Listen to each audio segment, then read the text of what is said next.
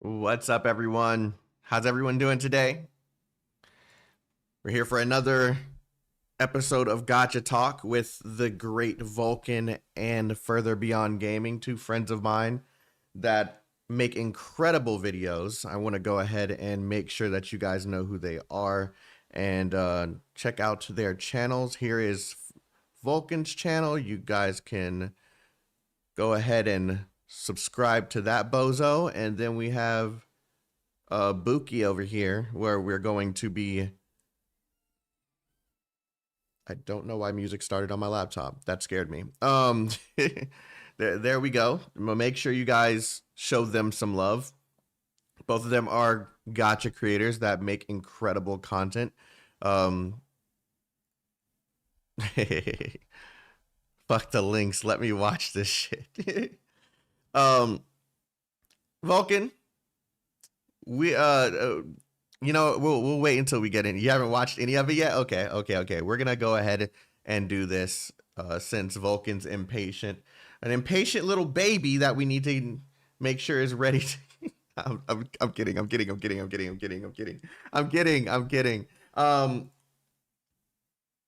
Let me just see if Further's ready, and if Further's ready, then we can just go ahead and do this.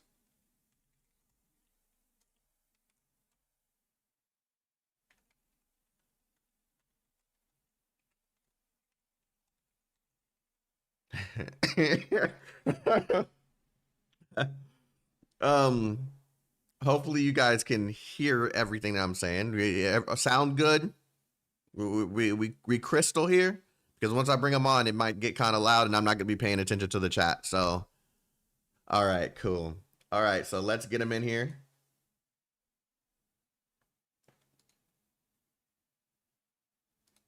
Vulcan, you impatient little baby. Well, you can't give me the leak that you guys gave me about it and then expect me to sit here and not watch it. Holy shit! Oh, did he watch it? No, he didn't. No, He listened. I haven't. He listened. Oh, okay. All right, good stuff. That's right. The Vulcan did good. Huh? They can't hear me, by the way. They can't hear me. Oh, can they hear me? Can you hear me, guys? Can you hear Vulcan? Okay, someone can hear all three. Okay, so then if one person can hear all three, then all of them can. It's on their end. So yeah, let's go ahead and do this. I'm not going to put any webcams up, guys. We're just going to show the live stream. You're going to see my perspective. I don't know if either one of them are live. Vulcan, are you live?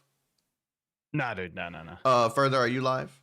Nope, this is your show, my man. I make complete exclusivity for you. It charges extra, but it's okay. Exactly. I want to cut. I owe you money already. Leave me alone. So so yeah, let's go ahead and do this. We're gonna start off by introducing what we're gonna be doing today. Today we're gonna be watching the dev interview together, both all three of us, all three of us, me, Further, and Vulcan, and we're gonna be discussing things that we like, don't like, things that we've experienced with the test. All three of us have played the test, right? I know Further has. What about you, Vulcan? I missed out. You missed out? Yeah. We did. I swear we did one of these like I think we did 2 years ago. I think we did. But I couldn't find it. Yeah, we did like a year ago. I have it on my channel. It's under my Wuthering Waves playlist. That's why. Yeah, so what we did is we reacted to the technical test that I don't believe any of us were a part of, but we got to see footage of it. We just talked about what we saw. I played the technical test. All right, well, we're not all you. Special kids, all right? Yeah. Right, exactly. Yeah, you know. Bookie. Yeah. So yeah, we're basically just going to talk about the things that we like, don't like, all that stuff. And yeah, it's just pretty much just going to be a nice casual conversation amongst friends. Of course, we encourage all of you guys to share your thoughts and everything in the comment section or in the chat if you're here live. And I apologize in advance if I don't answer anyone who is in the chat. If I catch something, I'll catch it. But remember, we're focused on this dev interview, right? So we're going to go ahead and share this screen so all of you guys can see this. Tell me when you guys are locked in. Yeah, got it. Yeah, I can see it. Yeah, let's go.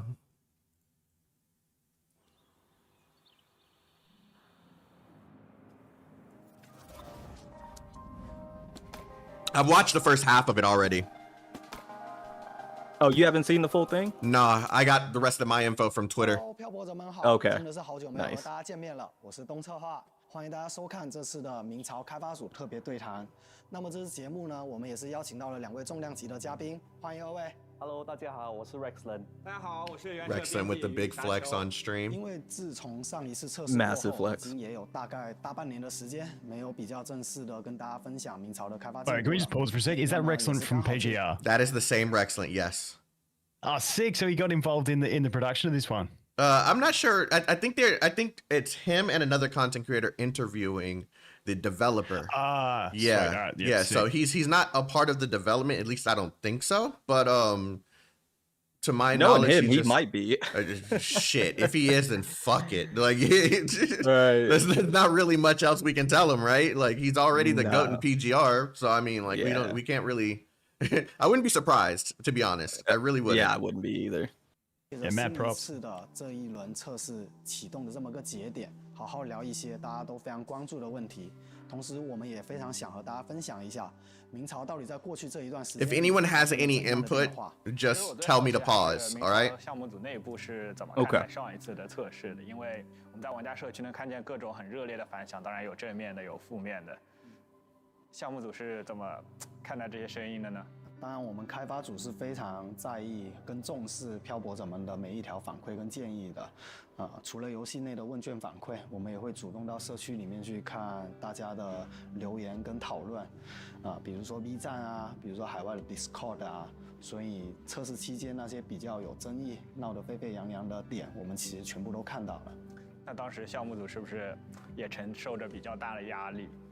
确实，在测试末期，我们整个开发组的情绪都是比较低落的。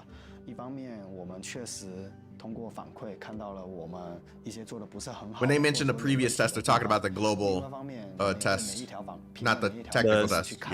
Yeah, the CBT one, right? Yeah. 同时就会更加的焦虑其实那段时间是比较难熬的。作为玩家，我觉得明朝的方向，我个人很喜欢的。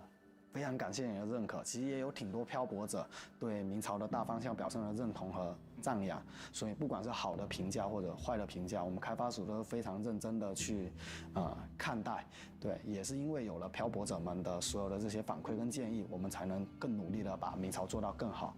OK， 那么说完客套话，我们还是回到玩家们最关注的话题，那就是在这近1年的时间里，明朝究竟做了些什么改动和调整呢 ？Here we go。我可以先简单说个结论，就是几乎每个模块、每个之前有讨论到的争议问题点，我们都是做了优化的。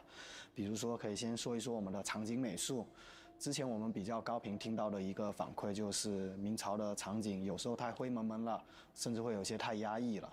作为玩家，我其实很喜欢末世风的，但是也是希望可以看一些不同的氛围。当然，场景美术一直是我们项目持续在做的一个重点内容。首先基础的一个场景资产的完成度以及优化我们的渲染表现是一直持续在做的，保有明朝场景的一种厚重质感的同时，提升了我们的一个观感跟手绘感，让整个画面会看起来更加舒适。其次呢，其实我们现在会对场景做一个更加细致的。I'm going to pause here because there's a small insert that I want to make sure that I say during this. I am a fan of darker tones, a massive fan of darker tones in games like this. While I understand a lot of people say that they want brighter tones in games like in darker games because it does make them feel good, this is a post-apocalyptic game. I was very, very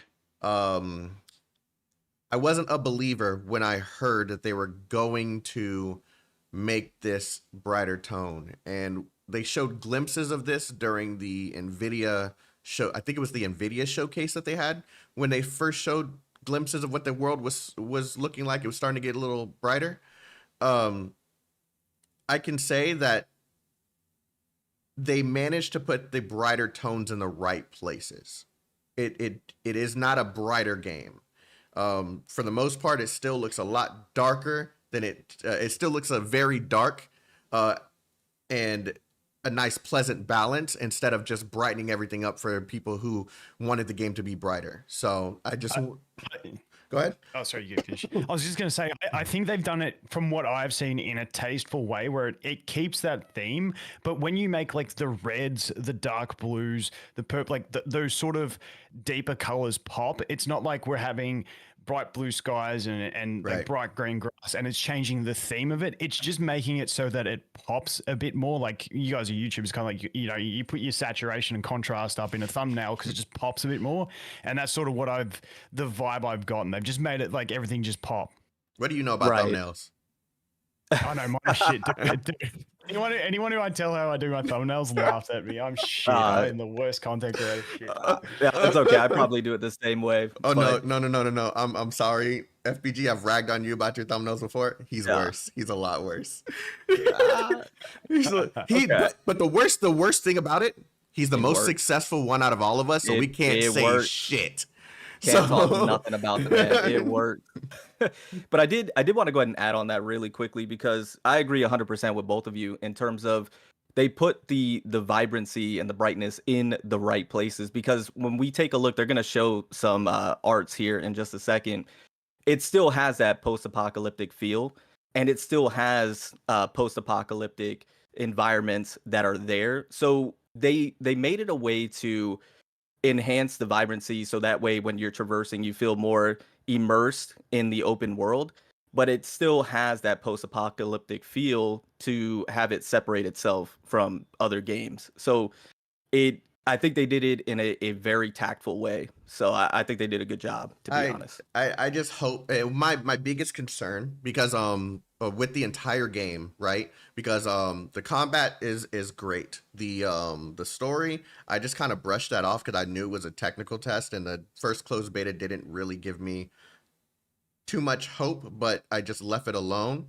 The fact that they're gonna get into this in a moment, they say something about revamping the story.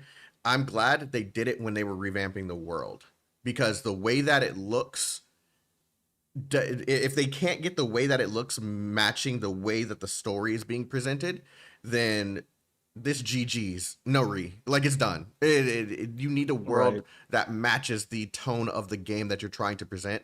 And with it being a post-apocalyptic world, like I said, I didn't want it to be bright. I want it to feel like every day is another day of life and we may not have tomorrow. That is exactly how I should feel in a post-apocalyptic world.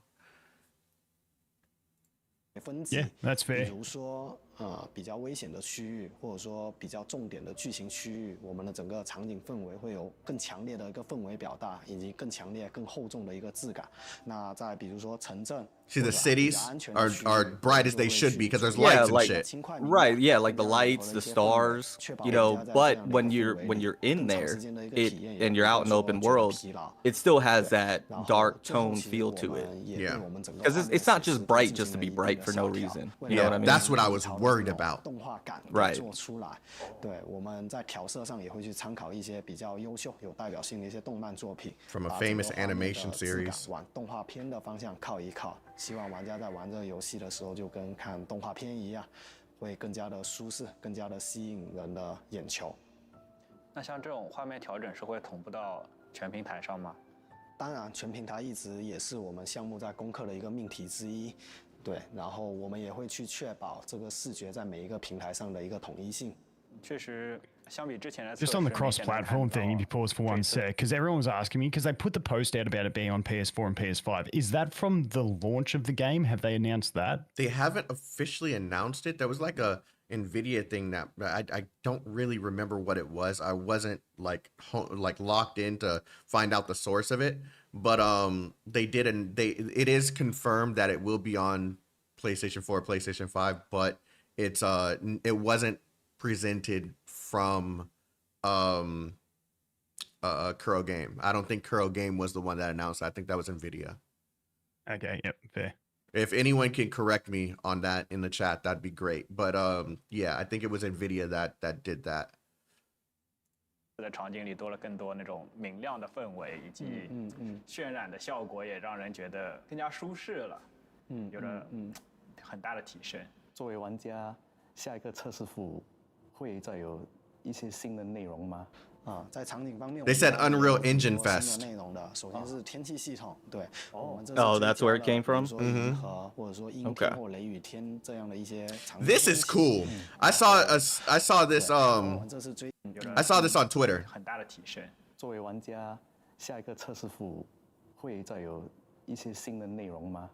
在场景方面，我们当然也有挺多新的内容的。首先是天气系统，对，我们这是追加了，比如说银河或者说阴天或雷雨天这样的一些 The lightning strikes. 然后我 You 们 take 也会 damage 去 if you 做 get 一 hit. 些 I hope so. Standing there trying to find that. Probably. 异象天气，那这些异象天气它 Yeah, 一般 but 会 you 结 you 合 could 着 see 自身 how 的 it, 关 you 键 you 节 still 点 feel like you're in a 或者说我们一 post-apocalyptic 些 world. 比较 It's 特 just 殊的 things 有异 bounce 象 or 天气，那这些异 they 象 Look at that they're sky, a little bro. more. Yeah, they're a little more in your face. It feels like you're more immersed in the world than before. Yeah, I can definitely see it.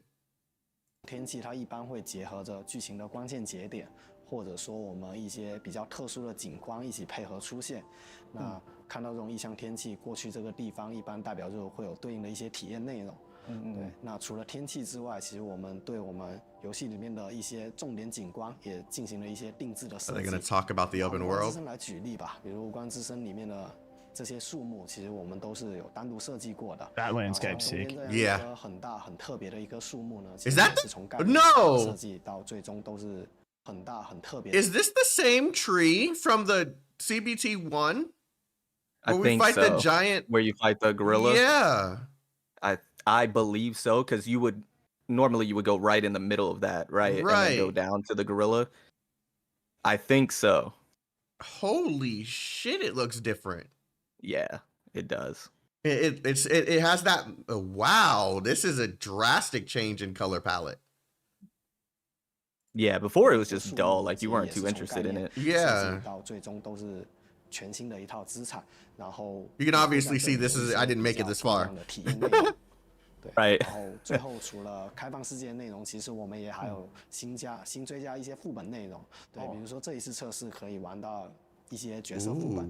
那在副本里面，我们力求想要 How were the 达到的就 dungeons 是 in the 从 beta? 故事从场景氛围 This is where people are kind of half and half on this. Yeah. For me, it just felt like a domain. Right. I was not I wasn't too pleased, but the thing is, how should I say this? I don't want them to try and reinvent the wheel per se, but at the same time, I don't want it to just be like, oh, I'm going in here to relic farm or anything, or I'm trying to get a specific material. I kind of want them to try and find something new, but I do understand that reinventing the wheel is not always the best move for a game of this budget, right? So I'm kind of split half and half on it. I hope they found something that would make these look and feel more unique. The look that they just showed us, that caught my attention, but I'm hoping it's just one giant beast or something, and you can control like difficulties, or I don't know. I want it to be something different. Yeah, see, for me, it's like I always think back to World of Warcraft because that's where I spent so much time, and it was like dungeons. I always enjoyed dungeons in World of Warcraft because it was like you got the level cap. The dungeons were hard. It was fun. Then you get stronger, they become easier. But then you're looking at raids, and then it's like you're trying to do dungeons for efficiency and stuff like that. I don't know how that translates into a gacha game and whether they can provide that type of experience. Like, I'm obviously not wanting to be exactly the same, but that feeling of enjoyment that you get in it. It's hard to explain, but I'm hoping they deliver it well. I feel like I'm every single time I talk about this with someone, we can't really pinpoint what we want, because when it comes to this dungeon or domain, it's like, of course the baseline is Genshin. That is what we know. But I never played. Why are you lying? No, I played Genshin, but I never played like co-op dungeons or anything like that. It's just the dome. It's just like an instance where you open the door, you pop in, you do it, and then you pop out. I literally played the first one where you go with Amber and you got to burn the trees. That's the only one I played. Yeah. So I was about to say, I know you played Genshin. We talked about it. But the thing is, right? I can never give someone a definitive answer of what I'm looking for when it comes to that scenario. I know I want dungeons. I know I would like dungeons with like expansive dungeons with raids in them. But should they be the something that we should grind for? Absolutely not. Not for a gacha game. If we were playing like an MMO or something, it would be completely different. But I kind of still have to bring down my my expectations a little bit, because I got to remember these games are very different from a traditional AAA title that we'll be playing on PlayStation or PC. So I'm just trying to figure out what I'm looking for in terms of that type of dungeon. It's kind of like with sorry, just quickly, HSR. Go ahead. How they have like the simulated universe, and that was fun at the start, but now it's like that is a fucking grind to try and get your gear when everything else that you get gear from is just auto farm. Right. Exactly. And that's what I was going to mention is like the domains in Genshin Impact. They were cool maybe the first 2 times that you did it, but then when you have to continue to do them in order to gear up your characters, it gets very monotonous and tedious after a while, to the point where you don't even want to do it anymore, because it's an instant, you're in, you're out, and then you got to do that 100 times to get an RNG roll on an artifact that you want. I would love something, and once again, like Chaotic said, it can't be like a AAA. We have to, temper our expectations, but I really like dungeons, how they are in Elden Ring, how you go in, and you could even co-op it as well, and how you have to go throughout the dungeon in order to get to the gear that you're going for, and some are more difficult than others. I really enjoyed dungeons like that, but once again, I don't know how they would incorporate that. I would love to see okay, hold on. Let me say it like this. I would love to see a gacha game, be it Wuthering Waves or whatever. I would love to see a gacha game change the formula a little bit and give us an actual like full experience. But the only thing that's changed is the way that we get our characters is through the gacha system. I'd like that full experience of grinding your characters and there being expansive areas and stuff. I don't want it to just feel like we're getting a small DLC pack every single time. That's what it feels like in most of the gacha games that I play. For something like this, with it being heavily combat centric, I think big bosses in the domains might be a good way to do it, but I can see that becoming tiring too. So it's like I don't really have a full answer on what they could do here to fix the formula or change the formula.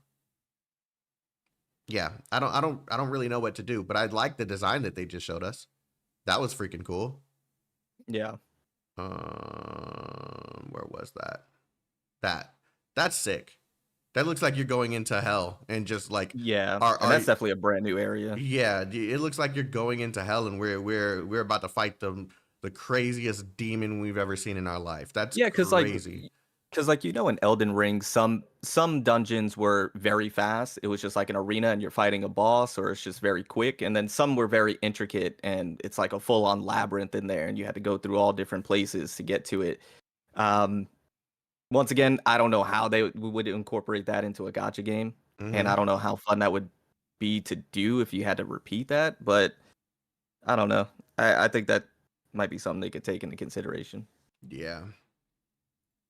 一些角色副本，那在副本里面，我们力求想要达到的就是从故事、从场景氛围、从玩法，能达到一个更统一的融合。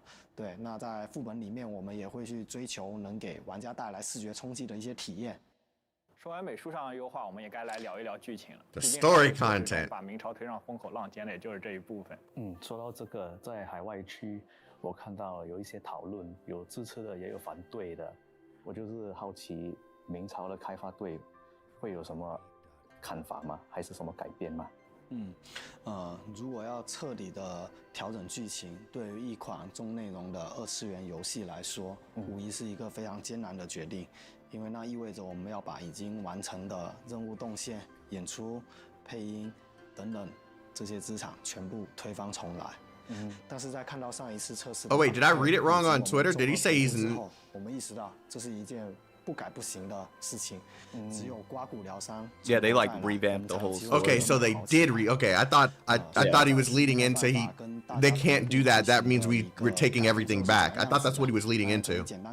Oh yeah, There it no, is. they- Okay. Yeah. 完成了剧情故事将近90%的全面迭代。这应该算是个相当惊人的 90% of the 制作 story is 对吧 rewritten. That's 代表着 crazy. 有许多其他资源 Yeah, 也进 that's 行了 massive. 迭代。啊，没错，包括台本、配音、任务动线。That's a lot of money, bro. 啊，甚至所 It's 有 a lot of money and a lot of money. resources. 这些 Yeah. 东西大部分都是要 Like 自己 it's 做的 it's not even Yeah. hey, let's rewrite the story. It's let's rewrite the story. Let's redo the animations that we already started. Let's let's get the voice actors back in here Voice while getting actors some back new in there. ones. Like Yeah. there's so many layers to just rewriting the story. It's not an easy task. 啊，我们的思路呢 And you 是 know what the 从 funny 底 thing 层 is? I'll probably skip it if it's able. Oh my god. That's so funny. 设定开始迭代，包括世界观的。 I'm a story guy. I love story. 改动和扩写，角色人设的一个优化和调整，包括主线剧情的全部重写等等。除此之外，一些保留下来的小部分的支线呢，我们内部也进行了全面的排查和优化。说实话，这是一个相对破釜沉舟，并且有些大胆的 I bet it 决定 wasn't. 因 Your 为 pockets 我们 must 剧情 hurt. 调整的时间只有半年多的时间，但它要赶上 It'll be worth it if they make it all back, though. 将近2-3年的内容。 I think that's what they might have had in 其实很难 mind. 描述这段时间团队所承受的压力，但我们知道我们在做一件 I 正 think 确 what's 的 going to 事 make it 情。 back is the thing that you 所以 guys 也 leaked to me 借此 before we 机会吧 started. 我想跟 No, it 各位 won't. 致歉很抱 I'm 歉 kidding. 在上次 No, it 批 won't. 评 It'll be for 大家的 Vulcan. 不好 That's 的 what it'll 体 be 验 for. 辜负了大家的一些 We'll 期 talk 待 about it in a 作 minute. 为玩家，我觉得蛮感动的，因为我没想到会有这么大的改动。那制作组预期新的剧情可以给玩家带来什么样的感想呢？只有一句话，希望你们喜欢。为了这个目标，我们会不断的改进迭代、优化。我们现在可能还有挺多不足的地方，但是我们会坚持一点一点把它做好。也很欢迎所有的漂泊者来给予我们反馈和建议。明朝会一直保持。I don't know how calculated this was, but having them violins in the background when talking to the players, I think, come on, dude, that was crazy timing. 是，但我还是有在很多线下展会上看到身影。除了一些国内的展会，还包括像是德国的科隆游戏展、日本的 TGS、韩国的 G Stars， 这些展台前都是人头涌动，非常的热闹。通过这些展会的物料，我也发现一件事情，似乎明朝的角色也一直在进行着改动，是吗？对，我在克隆的 Gamescom 也发现到那个泱泱的 cosplayer 已经有新的调整了，还有白纸在 TGS， 想问一下，还有别的相关角色的调整吗？好，那接下来就让我给大家介绍一下我们角色相关的一些调整吧。首先我们给所有的共鸣者都增加 God, what a 更多的事情和 change, 代 bro. 替动作。这些动作在 Yeah, 这次 I'm not gonna 上 lie. 可 The 以去 redesigns 看 and 到 some of the overhauls 其 that 次 they 呢 did, 我们对 I 所有 really 的 like the 共鸣者 changes that they 模型 made. 都进行了一个从头到脚的迭代。包括面部的细节、服装的。Sorry, I'm looking at all the characters. I should have said something out loud before I did that. Yeah, they put the elements on the top left with are any of these new? No, they're not. Yeah, the Yeah, top the top, three. the top. Yeah. 的材质，还有 Wait, the one at the top right, wasn't he in the last beta? We just didn't unlock him or He- something? No, so he was in the story, but he wasn't playable Got at it. the time. Yeah, okay. I knew I'd seen him before. Okay. 体型等等进行了优化。 She got a redesign. Looks 那 amazing. 我们进 Did he? 行模型 He looks 迭代 huge. 的 Oh, she did. 主 She 要 got a 思路考 redesign. 虑的是这么 Yinlin. 3个点。第一个 Oh, 是更 I 加 didn't. I 收 wasn't 纳 paying 主 attention. 题 I was looking on that. 那我们进行模 Yeah. 型迭代的主要 Look at Sephiroth, bro, looking. Yeah. 思路考虑的是这么 And 3 then 个点 complete 第一个呢 redesign 是更加 for- Where did you 希望它 see- 更加贴合 where did you see- Ling Yang 这次测试当中大家也可以去看到。其次呢，我们对所有的共鸣者模型都进行了一个从头到 Am I 脚的迭 bugging? 代包括 No, she 面部 was- 的 they- 细 they 节 went- 服装的材 yeah, 质 right now. 还有体 Oh. 型等等。 Yeah, I really wasn't paying attention. Is she an elf? You've got her on the thumbnail, mate. Yeah, it's my PFP. Yeah, I didn't say. Okay. So, yes, I've seen it before, but her animations look fucking nuts. Okay. Oh, yeah. Is she an elf? It's an idle animation. Chill out. And they Is they also she an did. elf? Actually, we'll get to that in just a second. I'm not sure. Okay. 那我们进行模型迭代的主要思路考虑的是这么3个点。These animations look sick, dude. 第二个就更加匹配 they did a great job with them. 战斗动作表现。第三个就是更加贴合曲线的一个优美程度。 Is that a design 每一次 change? 修改都意味着 I don't remember her being an 我们 elf. 需要去一套一套。Are you like? Is her ears pointier? 那这样一件事情其实对于我们动作的进行套。 Go back. 第 Is it? 三个就是更加。 They rewrote 90% of the story of this shit changes, boys. I mean, Yeah. yeah, but still, like You might be it's right. still like 匹配多平台的战斗动作。 impressive. Oh, it is pointier. Okay, I thought I was bugging. Like it is. No, I didn't notice that when I saw this. You're right. 做表现。第三个就是更加贴合 Oh, that's 曲线的一个优 wild. 美程度。那其实每一 So 次 there are 修改 elves in this 都意味 game. 着我们的幕后需要去 Hold on. It's a mutation for the elf ears. Some resonators go through a mutation. I did not know that. Okay. 几百个动作的进行套修。那这样一件事情，其实对于我们来说也是一个比较大的工程。有什么具体的迭代可以举例介绍一下吗？迭代的点小的或大的都有啊，小的点更多就是进行了服装的一个调整跟体型的调整。 Yeah, you sculpted them bodies well, 它 huh? 的服装效果 I'm sorry. 设计还有它的形体都进行了一次 This guy can't contain 优化调 himself. 整。 I can put it back in, 那再 mate. 比如说我们的 Zip it up. 漂泊者漂泊者也进行了一个服装的重新设计。现在漂泊者的服装会看上去更加干净利落。举个例子，就是把漂泊者的 She looks Female different MC looks too. way better. Yeah, Looks she way got- better. she got Oh, boots the now. boots. Okay. Yeah. 常行动的一个轻 It's like 便 those 的 subtle 色 changes. But I'll still play the male. I can't do Yeah. the female MCs. 是的 Nah, I'm gonna 白 do 色 the 现 male 在已 too. 经有 Nah, 了 nah, 全 nah. 新的外形 Female, 设计 female, female, 除了 female. 新的黑色 What 绿色渐 the 层 And she hell? got she got a 它还 complete 换上了 change. 更 Her 有质 name 感 even 更有设 changed. 计感 They 的新服 completely 装 changed her. 优毯背后的图案也进行了一个重新的设计。 Maybe 希 it's 望 just a 漂泊者们 different 能喜欢 character. 白纸的一个新造 Is 型。 it? 好， No. Oh, If she No, changed it's and the her same name character. changed, it's a different character. I mean, technically, he's not wrong. I'm like, wait, what? But Is it two of them that look that It's similar?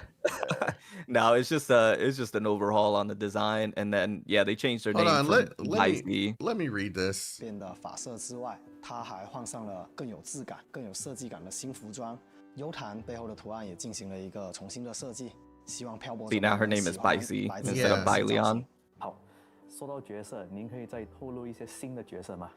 当然可以啦。这次测试，漂泊者们不只能接触到一名新角色哦。那这里先跟大家介绍一名吧。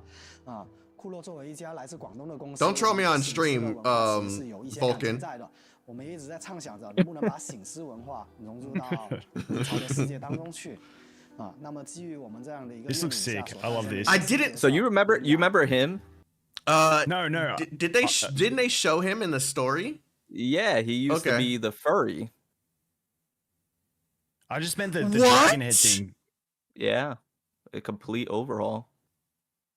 Hold on, Vulcan, you were saying what? No, just the dragon head thing. Like that's just like Oh, a yeah. sick combat style. Like that's wicked. Because like I did Chinese in like primary school, and like we used to do those dances, but it was like you had like 3 people in the dragon, and you did the dance thing. So Oh, just I know. always Yeah, I remember know what you're talking about. Yeah, I didn't even remember that character. You mean the yeah, one? that's the captain. Yo, that's cool as hell. Yeah, I think he looks so much better.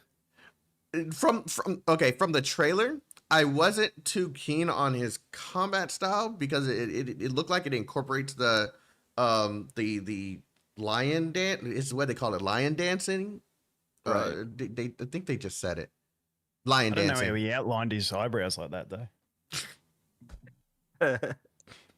You can't help yourself. This is just you. Like Yeah.羚羊的背景故事其实跟醒狮文化息息相关。 I 在 think he 战斗 looks 设计 good, 上 man. Yeah, that combat's sick. And then that never mind. combat It's scene, it, how fast it never is. mind. Never mind. It just didn't look good in that trailer, bro. That trailer didn't And do then it he's like- justice. And it's funny because like he has like two. It almost looks like he has 2 styles where he's like fighting without the head covering and then he's fighting with it. But he's like standing on like on stumps while he's fighting as well. Like you'll see here, he jumps up on these stumps. Yeah. Oh yeah. Oh. Like the drums. Yeah. Yeah, didn't it even looks notice sick. that either. I want to see his full like kit. So do I. OK， 没有问题。 And that's what I like about Wuthering Waves so much is that they put so much little like details. She's a main, by the way. So much little details into their Holy gameplay and their fuck, they did combat. physics hard on that one too. Yeah. I knew someone was gonna notice. Yeah. 1000%.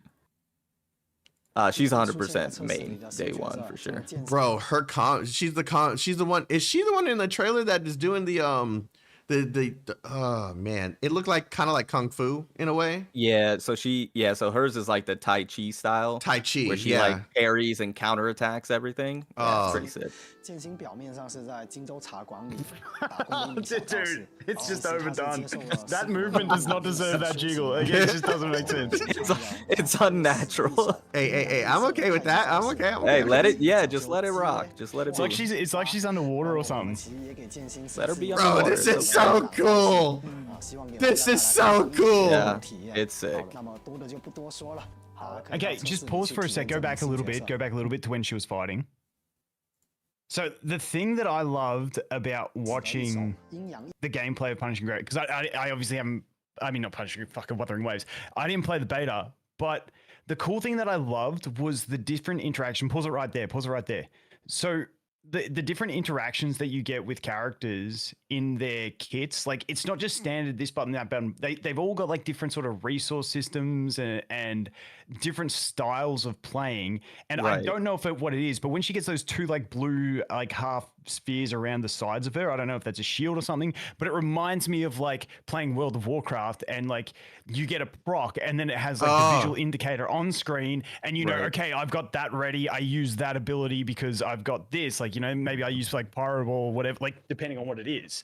So I don't know if that's what that is, but like that's the feel I got when I was watching it based on the different resource structure that they had for all the characters and stuff. I agree with you. This is just so cool because the thing that I'm thinking about, right? There's not many gacha games that have strong melee characters. Every single time they do this, they end up making them weak for some reason and nobody plays them. This looks fucking dope, dude.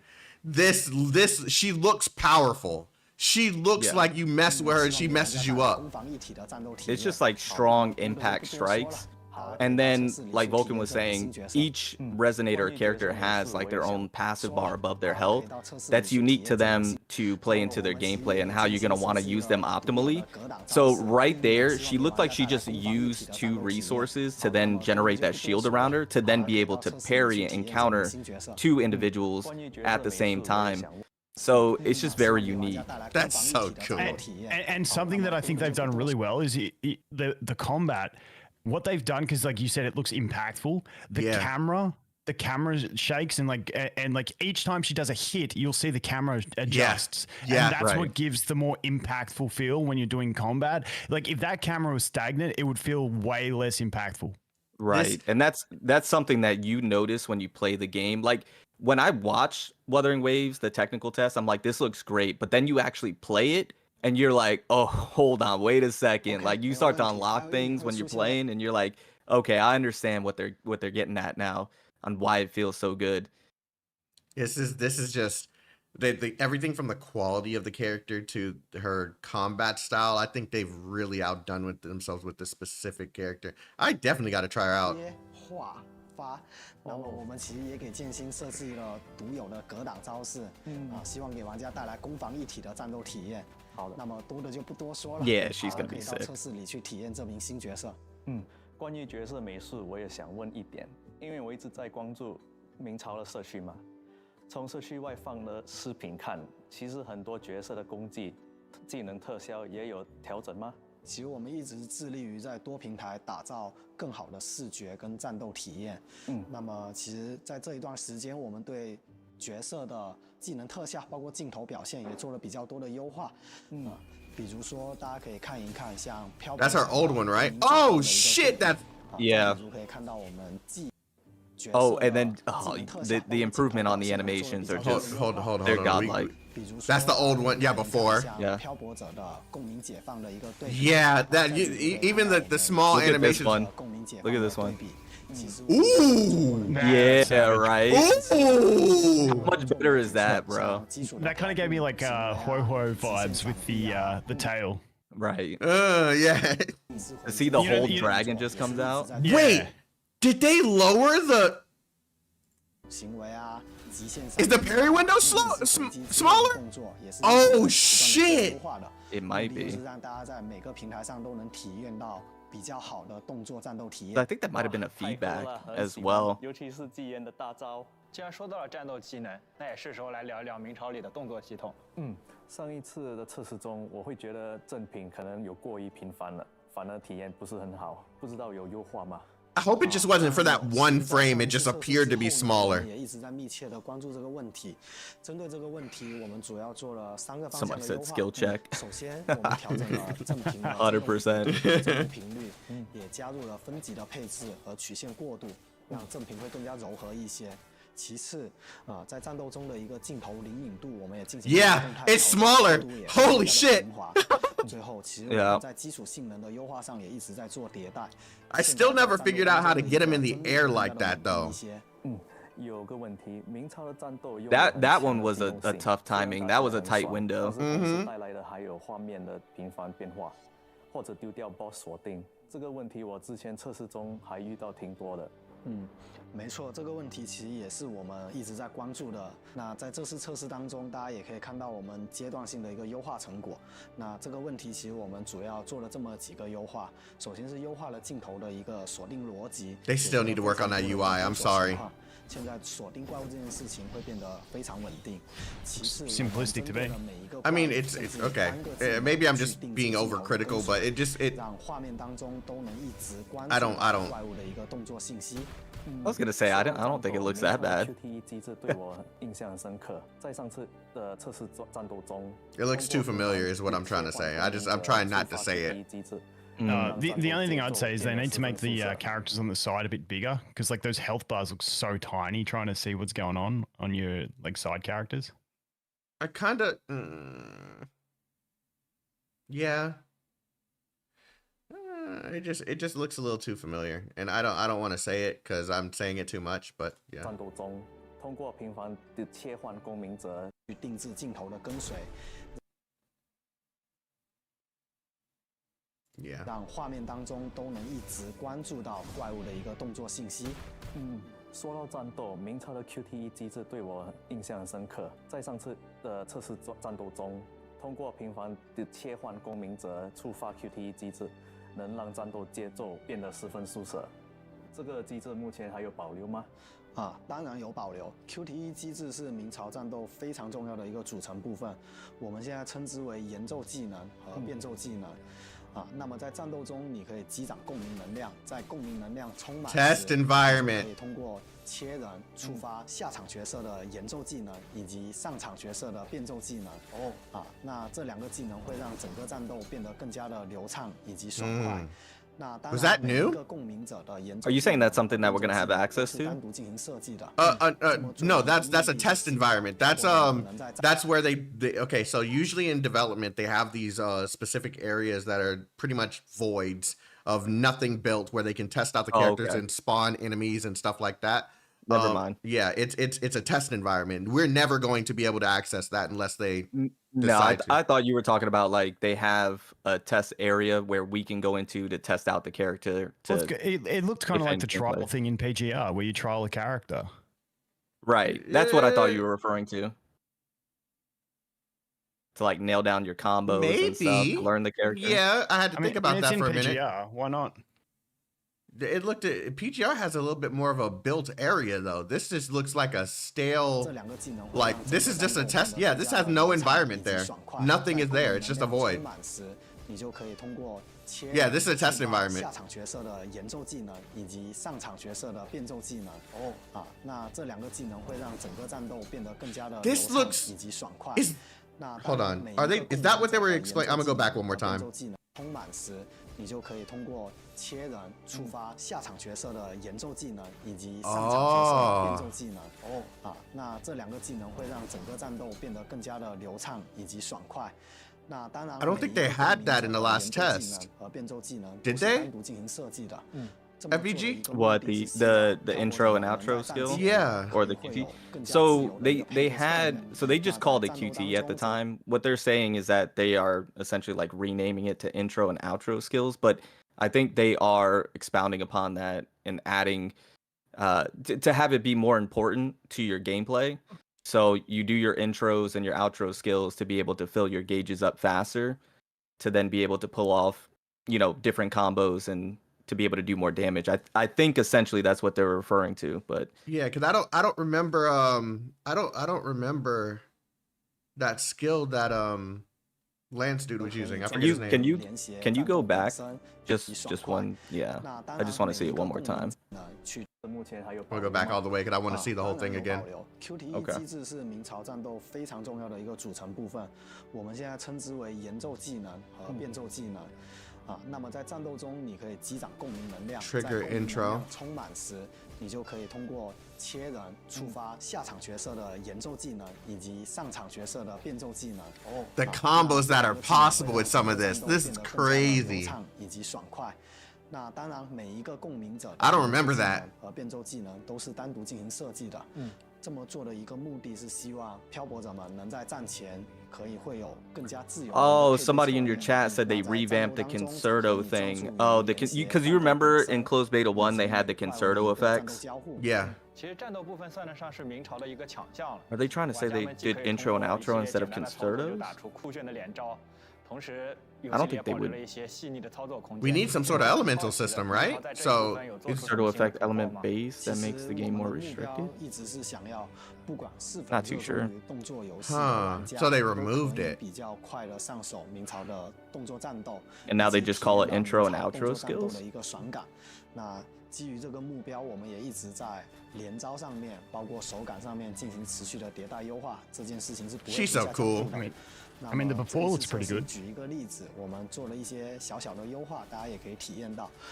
Oh, she's a little faster, yeah. Yeah. 射击了。 She's They got a just little swivel added movement. the flare, the auras to everything, which looks sick. Yeah. She was also a little faster than the first one. 没错，明朝世界的长项怪物在收服之后可以变成深海，为玩家 This is 战斗 my 所 bit, 使 fuck 用 yeah. 他们不仅能够提供数值上的提升，还 Okay. 能够成为各种各样可以在战斗中使用的独特深海技能。既然之前已经说了那么多的改动，相信这个深海系统应该也有了不小的进化。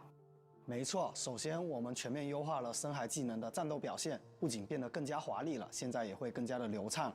这里给大家展示一下飞廉之星的深海技能，大家可以看一下对比。我们对使用深海技能后的动作 Those felt so out of place, but they were so cool in the last test. 拥有更加特殊的功能，可以在战斗中起到对策的作用。比如这里无冠者使用了一个红色预警的特殊击 This 攻 is 击 sick. 我们可以使用 Yeah. 深海来应对 Yeah. I was trying to read and then I couldn't watch it. 动作和镜头进行了优化。 So that's 还有一些 something 深 that's 海技 new. 能也将拥有更加特殊的功能，可以在战斗中起到对策的作用。比如这里无冠者使用了一个红色预警的特殊技攻击， Yo! 可以使用 Yeah, 深海技 that's 来应 new. 对。So it's like a counter to that. Like you get an indication from the boss, and then you can use that as like a counter to it. Didn't I say that just a minute ago? I didn't know how to counter that. Yeah, so now you can use the echo, and that was the bird echo to counter that boss's attack that they were about to do. That's sick. This is fucking sick. I love Yeah, the this. figurines. Yeah, that I lit up when I saw Just this. pause it for a sec. Pause it for a sec. World of Warcraft did this where you could then like make like order prints of your figurines, and you actually get the figurines. That would be cool. I That love would that. be In amazing. WoW. And it's such a little thing, right? And in the grand scheme of the entire game, it doesn't mean a whole lot. But I lit up when I saw that. I was like, that's actually really cool. 针对深海，我们还有2个新的小改动，一个是全新设计的深海图鉴界面， Are they still like pretty much the relic system or the gear system of this I game? think so. I think so, but they didn't really talk about it 对，另外还有一个我 too 们 much. 现在正在尝试当中的一个玩法功能，漂泊者们可以在广袤的世界探索或者玩法当中接触到异象深海。异象深海的外观呢，与普通深海会有比较大的差异。How dope is that? So let's hold on. I want to say this. You called it, Vulcan. 100%. You called it because I think I even said I don't see them actually doing it, but here they are. They made fucking shiny Pokemon in the game, so you actually have something to hunt for, looking for a special version of each of these monsters. Dude, and they don't have you're to be more insane. powerful or anything like that. It's so fucking simple. It's because I'm like Pokemon, all I do is shiny hunt. I love shiny hunting in Pokemon. And when I saw that system and I'm like, wait, you can catch these things essentially. I'm like, how can you not have fucking shiny Pokemon? That was on in the last one we did like a year and a half, 2 years ago. Yeah, and go ahead, Vulcan. Go ahead. You didn't see the tweet, did you? Vulcan. And I was caught. What tweet? Yeah, he didn't see it.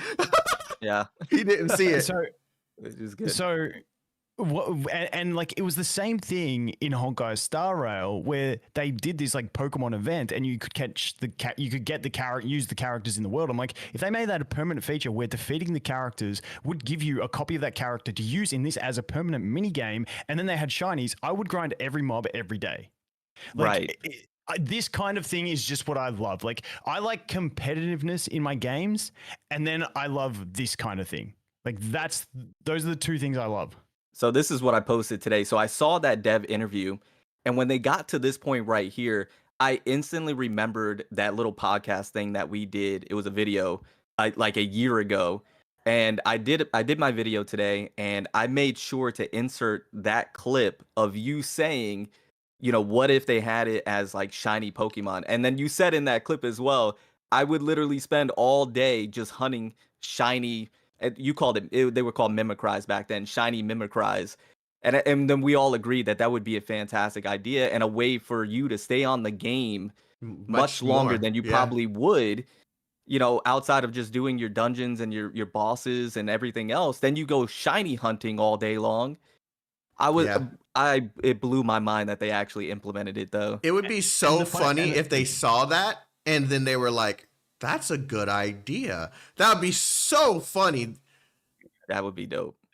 So what and the thing about this is like I always compare it to Honkai Star Rail because I didn't play much Genshin, but like in Honkai Star Rail you can go around, you can kill every enemy, get those little bits of resources, which is real min-maxy. I haven't done it since like the first 2 weeks of the game, but it's like then like you're like you can be objectively shiny hunting, but you're also killing shit while you run around or doing whatever, and you're getting extra resources as well. So it just makes that tedium of the play that if you're trying to min-max, it makes it super exciting because there's that chance. So like I'm always walking around a corner, and the fact that they appear like that in the world, when people said shiny hunting, I thought it was just going to be like you kill it and then like you catch it and there's a chance for it to turn shiny. The fact that they're shiny in the open world is so fucking cool to me. I love that. Like imagine that you're I'll let you finish in a second. Imagine you're literally roaming around the world. You got like a certain mission you're doing, and you see a special version of like, what was that one monster that looked kind of like it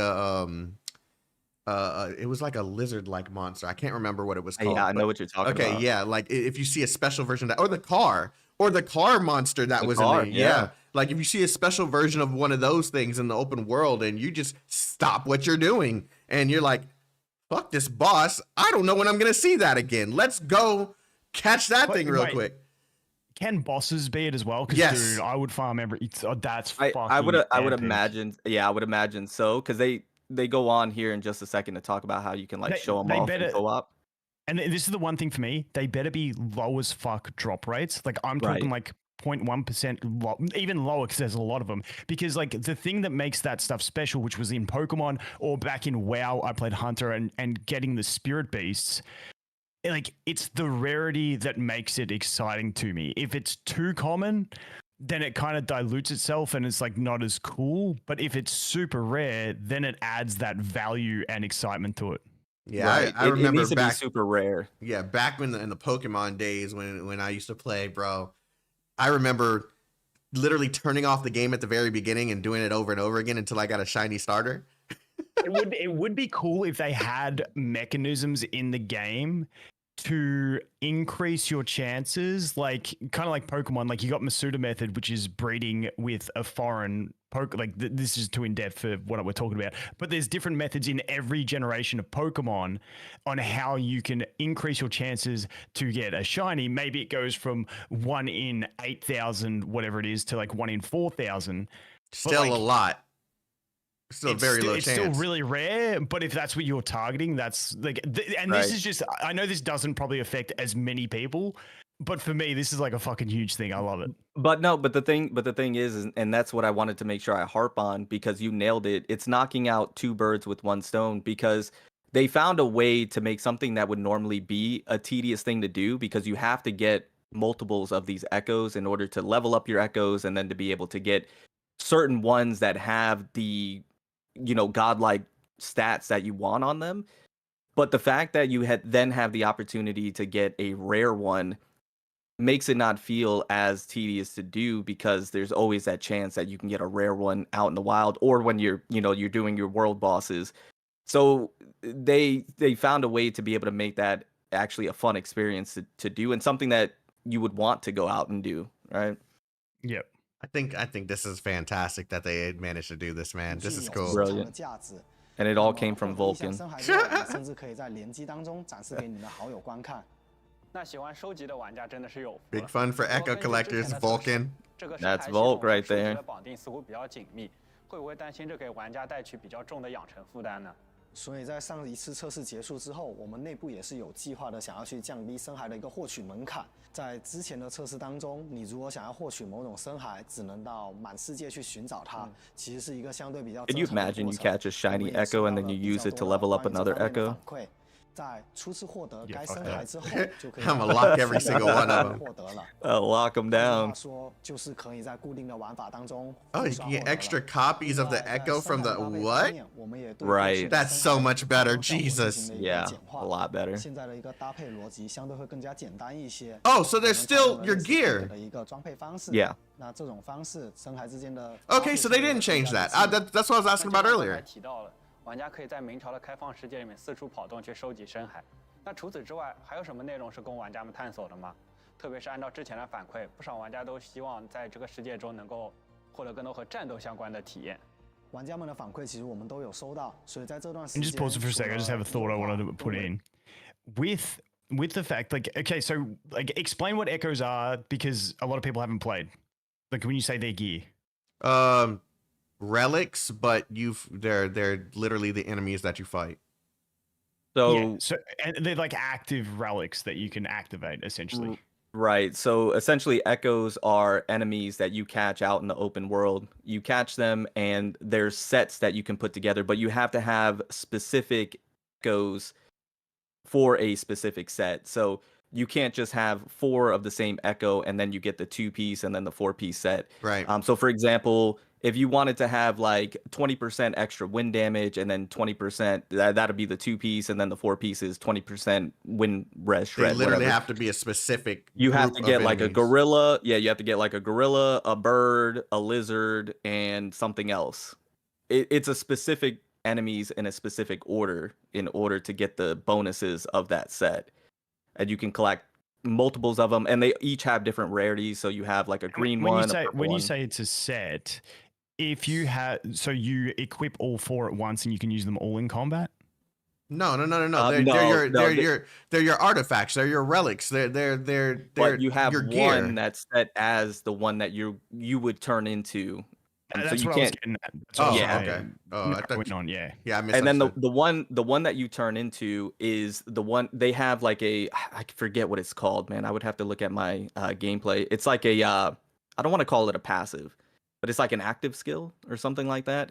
Where the one that you put in the lead call it in chat. Put it 1 combat, 4 passives. I was just about to say a combat skill. Okay, cool. That's there perfect. you go. Yeah, so the lead one would be the one that you turn into, and then you get the benefits of that lead one. And then you can have multiple of the same echoes, but they have different, once again, rarities, and then different the RNG rolls on them. Now, tell me if you guys disagree, but isn't that like a more gamified, fun version of a gearing system than 100%. anything you've seen? 100%. Because now it's like I want to play different sets, not just because it's best in slot, because it looks fucking cool getting this monster out in combat. Yeah, that's exactly it. So the fun factor comes into and where you can be very creative is which one you put on the lead to be, because the one you put on the lead gives you different, once again, benefits, but then when you actually use them, they give you different benefits as well. So it's a strategic thing as well. And it leads to a much funner grinding type of play style rather than you just get artifacts and go through the same thing over and over again. But the only concern that I have with this is the limitation of how many of these will be on the field at one given time. Because if you kill all of them, do they respawn after a certain amount of time? Do we have to wait a day? Do we have to wait a couple hours? Do we like? We mean the echoes themselves? Yeah. So that you can, okay, so let's say you wanted the car, right? And you've been hunting after the car and you need a gold version of the car, right? If you kill all the cars on the field, does it guarantee that you get one of them, or like how many of them do I have to farm before I get them? And then will I be able to get them within that one run of killing all of them that are available at that given time? Do they respawn quick enough? Like that's the thing that I'm worried about, because that's the issue that I faced in CBT1. I was hunting for those cars over and over again, and I only had like one or two of them. Is there a stamina interaction, by the way? Say again? Is there a stamina interaction? Like, they're your gear. Do they each have stats as well? And that is essentially your gear. So you can infinitely farm gear. Yeah, they're your stat bonuses. They're all of that. They're your relics out in the open world that you can collect. Right. Essentially. Yeah. So where's the stamina in the game, and how does it function? The stamina. Go ahead. With the fields, so there's certain fields that are out in the open world that you would go to and open up, and they'll give you level up materials and things of that nature. So you use stamina there, and then if I'm not mistaken, with the world bosses that are out there, you use stamina for them. But that's where I found my issue is not necessarily these fields right here. Yeah. My issue wasn't really with the minor echoes that were out in the open world to collect. It was more getting the right boss to drop, the right rarity boss to drop. That's where I found myself repeating a lot of the content, going back to that same boss to try and get the correct one to drop, or to get it to drop at all. It was because I think the drop rate increase the more you leveled up your gourd, and I forgot what the gourd's called on your back. So the more you leveled that up, was it resonator? Was it? I forgot what it's called. Yeah, I forget. Honest. But you level that up, and then that increases your drop chance. Terminal, that's what it's called. That increases your drop chance for the rarity. So when you first start out, you don't have a chance to get like a gold rarity or whatever it was called. But as you level it up, you get an increased chance for that to happen. So that's where I found myself repeating the bosses. So it wasn't so much the minor ones. Yeah, that kind of makes sense when you look at progression of any gacha game in a gearing system, where you start out getting like 3-star gear, then you get to 4-star, then you get to the 5-star gear, and then you're farming. So that completely makes sense. But is there different stat weightings behind like the boss ones that you need to use stamina to get, and like the little ones that you can farm infinitely? Because like to me, it just sounds like infinite gear farming. I mean, that's essentially what it is. It's just for the ones that are like the elite, the best gear that you could possibly get, right? You could just consider those the boss ones. Right.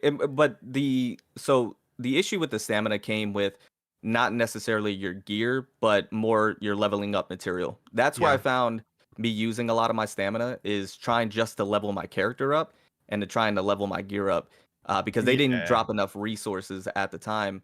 With the world bosses, they were hard to drop, not only because they completed your set, but also when you put them on the lead spot and you actually use them, they were kind of overpowered, and they were a lot of fun to use. So they were a little bit harder to drop, understandably. But I found my stamina usage more towards trying to level up my characters. That was Yeah. At the same time, every game that is always an issue. Your experience, your gold credits, whatever it is in every game, it's always like a massive drainer at the start of the game because you got everything at level 0. You're trying to level it up, but once you get to that stage of you got your main team built up, and then you're just doing the content, and then maybe you get a new character you want to build.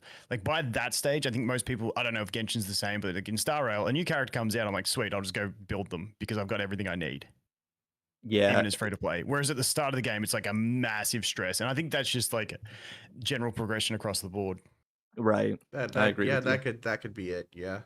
It was pretty atrocious though, I'm not gonna lie. Like they dropped like three I'm level not up gonna lie. resources. You literally go to one of these things on the corner of the map, and you'll defeat like 4 or 5 enemies, and then You get nothing. you get damn near It's more nothing. time that you burn to do that. Yeah, It was more it was more time consuming because this is where you were spending all your stamina and all your time. It's just trying to get because they just didn't drop enough. I understand where you're coming from, Vulcan, especially in the beginning. That's gonna be a grind for any game. But I dumped a lot of hours in the closed beta and I felt like I was still running into that issue. I got burnt out. It was atrocious. I got burnt out. I got pretty burnt out doing it as well. Yeah, I think the issue for me was more so the So if they adjust leveling numbers and materials. stuff. I think it was So the leveling it's more of materials. more of a they need to adjust numbers. The other thing I will note is that I always get burnt out in betas, but once it's an official launch, I don't get burnt out anywhere near as quick because it's actually It wasn't the quick case. though. That's it. Like we were spending days on this shit. Yeah, like I dumped a lot of hours into the first closed beta, and I wasn't like getting burnt out to where I didn't want to play the game. I was thoroughly enjoying myself. It was going to these fields because there were the specific fields. They're the ones that had the specific material that you needed. So you just kept going to the same field every single time. We're not talking about the Way boss too repetitive echoes on that one. We're yeah. talking but bosses about were fun these to fight. fields That's the thing here. is like I did not These mind going to fields fight had the bosses and materials try and get behind them that drop you needed get to use them, your stamina because in the boss order fights to were incredibly fun obtain to those do. materials. So I had no issues with that. But we just is weren't that getting thing enough of like them. a year into But the thank you for game, the $5, KK1. does that then become less fun because It could now be. You mean you like know the what I boss mean? fights? Yeah.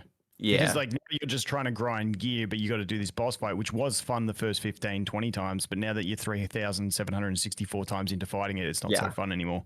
No, you're where- right. That's where it's like an interesting thing because for me, and this was like a issue for why I didn't like the idea of Genshin. It's like I don't want to have to manually go and do my gear grind every day. It's why simulated universe in Star Rail isn't as fun because all the other gear you can just auto farm. So I'm curious to see if they have anything implemented to where maybe you've cleared that boss 500 times, you get a skip button or something. Like, you get a few sweep tickets, something like that. Yeah, I don't will see say sweeps this, being in this game at all. But if they I don't manage either. to do it, then that would be helpful for time. But I don't know how they would implement that in a way that would take away from the game. Yeah. Makes So sense. what I will say is that once you got that boss to drop the right one for you, though, you really didn't need to go back to it unless you wanted it for another character of the same element. Then you would maybe have to do it again. So I don't see it as one that you would have to do, 500 times if you don't want to. Yeah, that's cool. Yeah, no, I'm liking it. It's one of those ones we just got to test once it comes out, hopefully in the beta.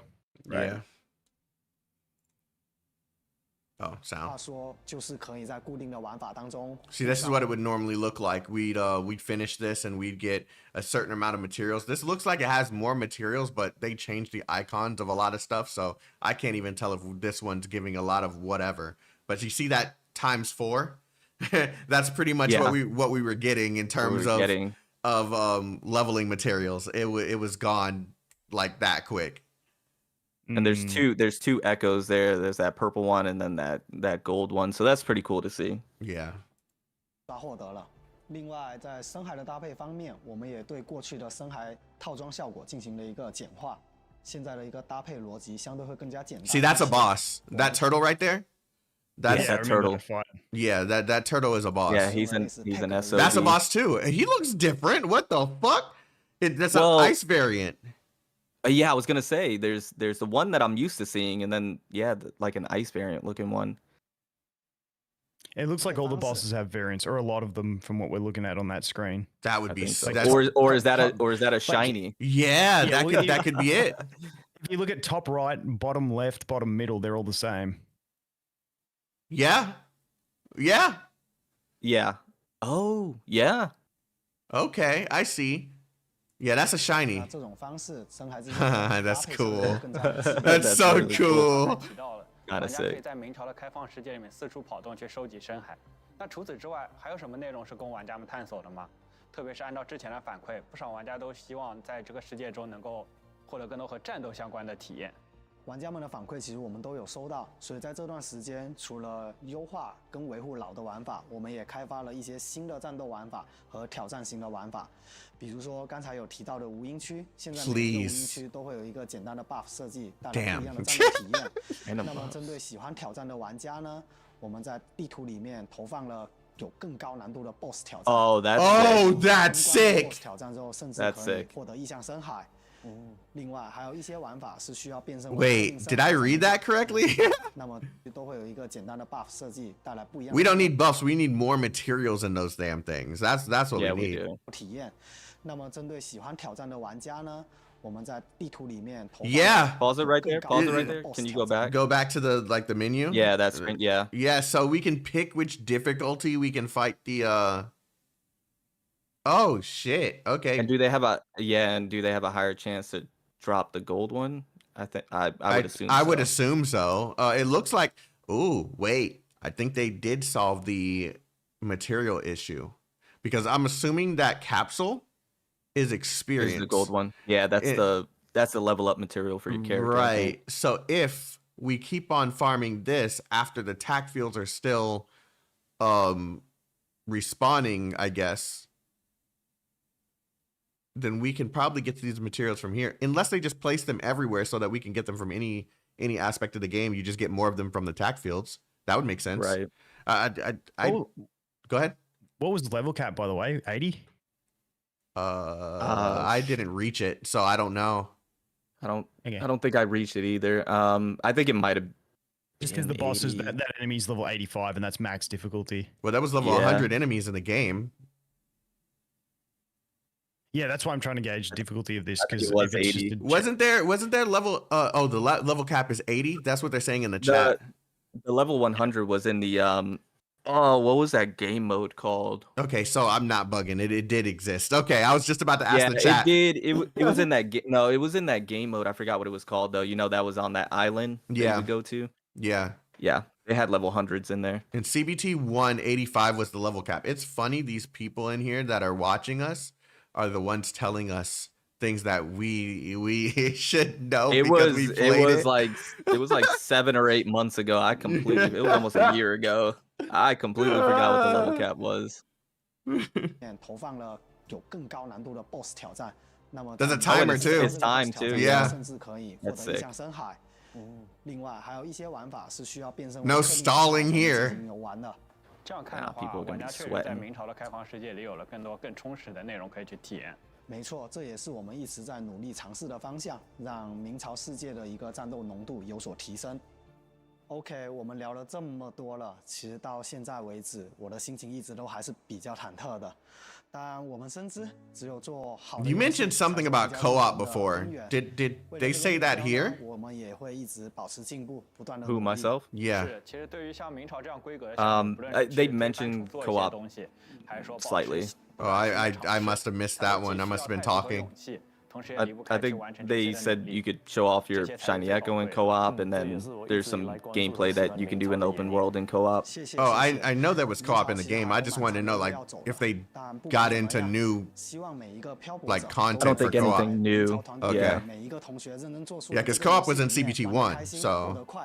Right. 我们也非常非常期待在阔别将近1年之后，和各位漂泊者们的再次相遇。其实听完这些，我现在也蛮激动了，希望现在就能玩明朝啊。没关系，我们很快就会在明朝的全新测试里面相见的。好，那。那今天明朝开发组特别对谈节目就到此结束 Oh 了。 shit! If they're just giving it to Excellent like that, the access. 谢谢二位。I mean, that's to be expected, much. right? Yeah, pretty much. The piss match. Jesus, don't take me seriously. Oh no, I'm not. I'm just saying, like, yeah, that's to be expected. Like, he's there. He's in the studio. That was the punchline of the joke. I didn't know it was a joke. I thought you were just saying it.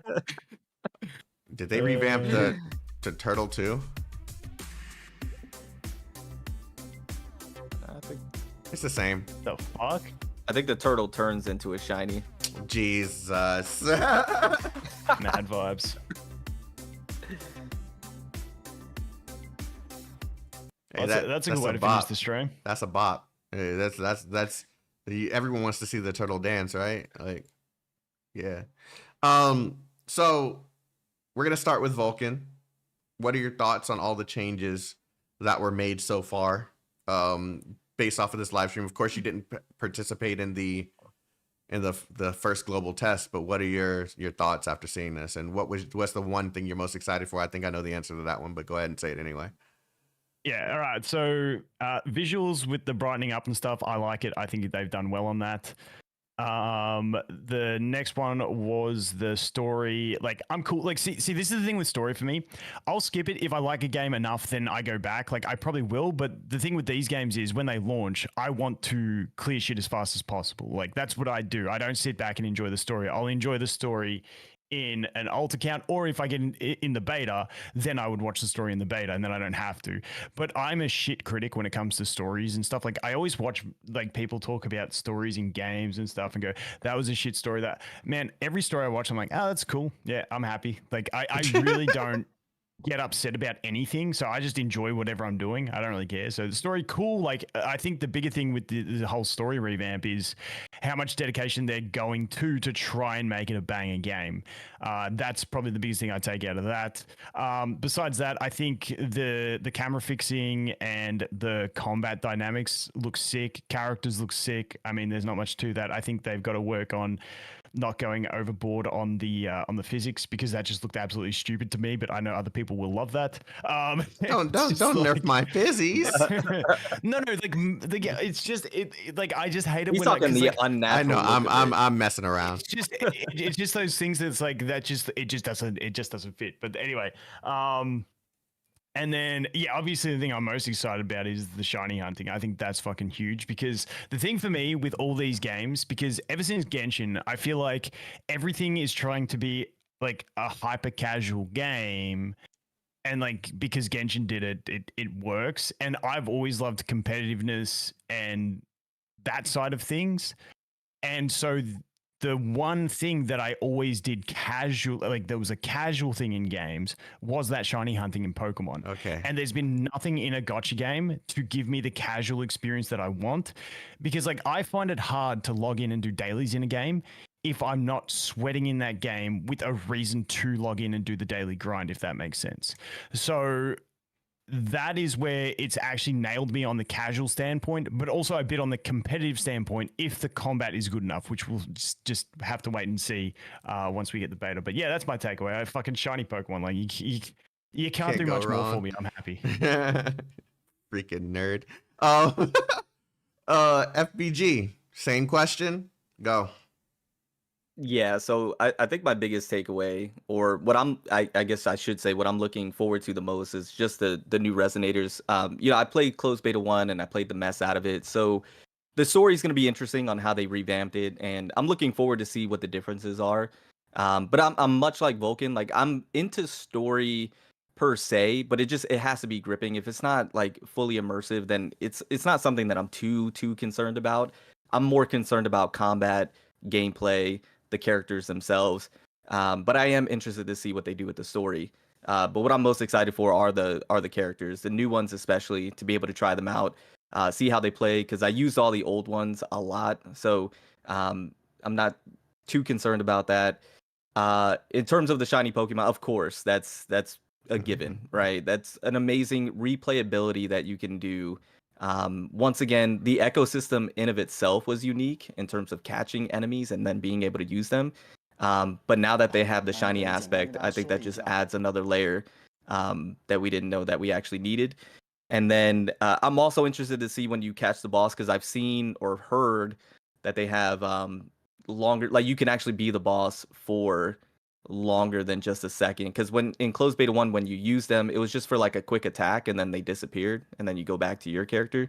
But here in closed beta 2, it seems like they revamped that to where you can actually play as the boss for longer than just an instance and actually do attacks and skills with them. So I'm curious to explore that as well. But it's really the new characters, trying them out, seeing how they are, and testing them. That's what I'm looking forward to the most. Yeah, someone in chat just talking about like end game is a big thing, which is always a thing. And like, what's your guys' view on end game? Like, or do you have any insights into the quote unquote end game of the game? Because that's always like a thing. Like, you get to the end of these games, and then it just becomes like a grind fest. And like I said, the grind's better because I got shiny Pokemon to look for, but I still want something engaging. See, that's the thing that I have an answer, but it's never going to be a thing. I've just accepted this. Raids, co-op raids, where you have like a specific type of gear that you can like hunt for. Of course, this is like AAA standard stuff. That would give like a incentive to play with friends, and incentive to grind till you get to a point where you have a really decent team, and an incentive to beat the hardest content that you possibly can. Of course, the freaking, I'm not expecting people to go for like level like these level 100 monsters that were in the previous beta and everybody has to complete it. But have something in the game that where you'd either have to have a really well optimized team or other players with you in order to defeat these bosses, and that's how you get like a really good special what do they call them? Not Mimicry. What do they call them? Echoes. A really good echo like this monster that we're seeing right here, for your gear, and that makes you just like that much stronger, right? That would be the ultimate goal, is to get these monsters that many other players don't necessarily have. So I don't know. Yeah, that's just me. The problem for that is that those monsters are also gear, so you don't want to gate gear behind the toughest content that people then can't do. That's my only concern with it. I feel like there is a tasteful way they can do it, where it's like they become like, if you have super hard content, that I'm talking like fucking hard, whether it's single player or multiplayer, and what you can get from that is a boss, and you can get them as the Echo, but it's a skin for another Echo or something like that. So you're not getting the stats out of it, but you're getting the appearance or something like that. I don't know. I kind of feel like, of course, I do see the argument, but at the same time, I feel like there needs to be an incentive for people to want to get better and want to learn how to play the game better. Because I mean, if there's no incentive and I can complete everything and I can get all of the things in the game by just playing casually, then, you know, what, like I can do that. What's the point in playing the hardest content in the game? But it's just a pat on my back saying that I can complete the hardest content in the game. I need incentive for that. First to get new Echoes. Yeah, but if it's not the gear in the game, if it's not the Echo that turns into gear, then I'm probably not going to care. If it's just an Echo, I'm not too much of a collector. I'm gonna collect it if it's there. Like I'm seeing. The trouble is, like the main trouble for me is like I'm on your page, I'm completely there. The problem is I know how many casual players there are in the gacha space, and like people who want to grind and sweat I feel like that's the minority. So I want to get these things, but you've also got to make it friendly enough to casual players, and that's the trouble I think all developers have in these games. Is trying to cater to both. That's the thing that I feel is this is where me and a couple friends actually like kind of go back and forth on, because it's trying to find that balance. I feel like there's a possibility you can have harder content in the game that casual players can't complete. I feel like that is fine. It is, but it's when you have everything casual, when you don't have anything for the hardcore players. And I'm not saying I'm a hardcore player, but I have incentive to go for that harder whatever it is. Yep. If there is a gear set, if there is an item, if there's something that would either make me stronger or better than someone who didn't have or didn't complete. And it's not like it's locked behind money. You can do it. Anyone can do it. You just have to grind for said thing until you get strong enough to get said item. Okay, I've got one. So, Okay. yeah, and this is something that I have had many discussions with you about. So you know what's coming, but just let me finish. Right, right. To me, and this is just me, and I know it's not going to be in this game, and I'm not expecting it to, and I'm not asking for it. But to me, like the thing for me that's always endless end game to grind and sweat is having PvP, because the other players create the baseline for how much grinding you have to do to compete. And then it's a never ending end game, and there's always a reason to grind. Now, I know a lot of people hate PvP, so that's cool. And often the complaint is, yeah, but the person who spent more is going to beat me. That's cool. I'm not trying to be rank 1. I'm just trying to enjoy and play against people for the interaction and the fun of it and the reason to keep grinding. I see your point. I see the point of having that there, but the difference is having PvP creates a I now have to compete with the person that pulled for the stronger character. Right. Sorry, like, I'm just reading chat. Yeah. Like I now have to battle the people who paid to get the character that I may not have been lucky enough to get. Like it creates this Why does weird. that matter? It doesn't to me, not to you, but it might matter to someone else. Having content in the game that doesn't require you to play against another player who humans are always going to be that much stronger than a or smarter, sorry, that much smarter than a AI in the game. Having an AI that's really strong that requires you to just build your stuff, that's miles different from saying let's have PvP in the game, right? And if a game has PvP in it, okay, cool, I'm just gonna avoid it. Like I don't mind it being there, but I hear people. And this is the thing, because you go finish. I see the argument people make for this. I feel like it should. I don't feel like it's a big deal for me, but I just can see people complaining about said thing being in the game, and that being the reason why they can't get said item because maybe it's locked behind this, and I see all these arguments. Yeah, and I'm seeing it in chat at the moment, and it's always like everyone's like, yeah, but just have maybe a couple cosmetic, maybe even have no rewards for it, just a leaderboard. And then I see some people saying maybe have PvE stuff with leaderboards. The problem is, I think people are too insecure, and they will hate seeing themselves low on a leaderboard and stuff like that. And it's like this soft society that we're kind of in, where everyone's like too scared to not be the best. And it's like, who gives a fuck, boys? Just play. But like, I know we're not going to have PvP in it. It's just always an interesting conversation. It's not like we're expecting this to be in the game. Yeah, it's not like I'm asking for it, expecting for it. It's just it's always an interesting discussion to have. Yeah, and going back to like the having that harder content in the game, I feel like that's reasonable. I don't understand why that would be level 100 version of the monkey boss. A level 100 version that is highly aggressive. You have to know his moveset or you're getting clapped. And there's a certain percentage to get a special version of this boss with a stat that you can only get on this one. What is it going to hurt the player that didn't get the special version of the stat unless they go into this and practice and grind and learn how to do it? You can do it yourself. It's nothing locking you behind it. Another player can't go and spend money and clap you and prevent you from getting said thing. This is something that's in the game that is accomplishable with hard work. Yes, but then you've also got to think that the game it goes back to the PvP argument. Maybe it's too difficult for free to play, and it's like now only the paid players get it. Now you get the complaint that it's pay to win. I can't get that without spending. But that wouldn't make sense because the echoes are all in the world. You can't spend money for echoes. All the stats are on the echoes. So if maybe you need a character to beat that boss. An element.